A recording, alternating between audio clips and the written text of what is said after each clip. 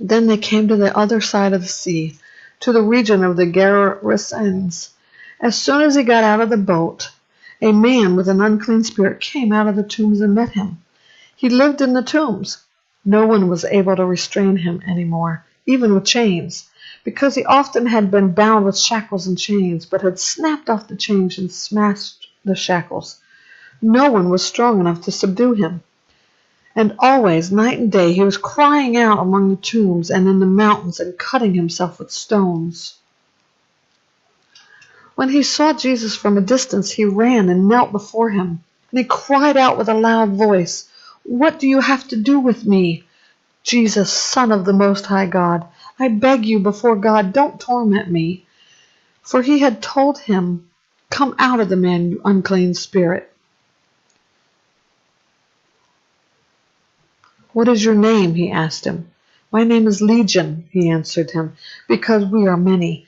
And he kept begging him not to send them out of the region. Now a large herd of pigs was there, feeding on the hillside. The demons begged him, "Send us to the pigs so we may enter them." And he gave them permission.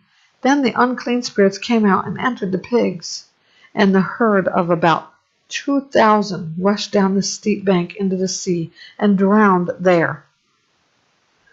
The men who tended them ran off and reported it in the town and the countryside, and people went to see what happened. They came to Jesus and saw the man who had been demon-possessed by the legion, sitting there, dressed and in his right mind, and they were afraid. The eyewitnesses described to them what had happened to the demon-possessed man and told about the pigs. Then they began to beg him to leave their region. As he was getting into the boat, the man who had been demon-possessed kept begging him to be with him, but he would not let him.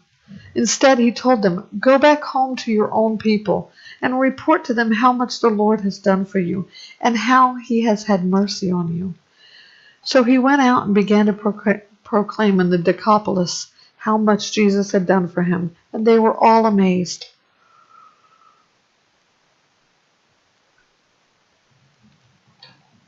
When Jesus had crossed over again by boat to the other side, a large crowd gathered around him while he was by the sea. One of the synagogue leaders, named Jairus, came, and when he saw Jesus, he fell at his feet and kept begging him, "My little daughter is at death's door. Come and lay your hands on her so she can get well and live." So Jesus went with him, and a large crowd was following and pressing against him. A woman suffering from bleeding for 12 years had endured much under many doctors. She had spent everything she had and was not helped at all. On the contrary, she became worse. Having heard about Jesus, she came behind him in the crowd and touched his robe. For she said, "If I can just touch his robes, I'll be made well." Instantly her flow of blood ceased, and she sensed in her body that she was cured of her affliction. At once Jesus realized in himself that power had gone out from him. He turned around in the crowd and said, "Who touched my robes?" His disciples said to him, "You see the crowd pressing against you, and you say, 'Who touched me?'"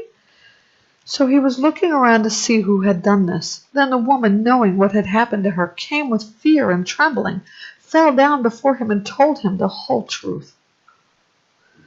"Daughter," he said to her, "your faith has made you well. Go in peace and be free from your affliction." While he was still speaking, people came from the synagogue leader's house and said, "Your daughter is dead. Why bother the teacher any more?" But when Jesus overheard what was said, he told the synagogue leader, "Don't be afraid, only believe." He did not let anyone accompany him except Peter, James, and John, James's brother. They came to the leader's house and saw a commotion, people weeping and wailing loudly. He went in and said to them, "Why are you making a commotion and weeping? The child is not dead, but asleep." They started laughing at him, but he put them all outside.